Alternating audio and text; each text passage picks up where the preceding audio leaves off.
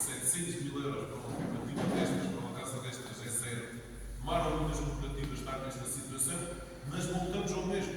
Será que é boa ideia os sócios salvarem a cooperativa? O que é melhor? Os sócios salvarem a cooperativa e termos o histórico que temos tido até agora, que é dívidas, empréstimos, nunca sabemos se vão pagar as juntas, nunca sabemos o preço que vão pagar as juntas.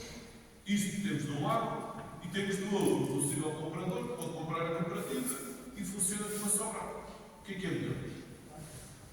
É mantermos nós como todos ou vendê-la a alguém que se suporte? É Gabriel.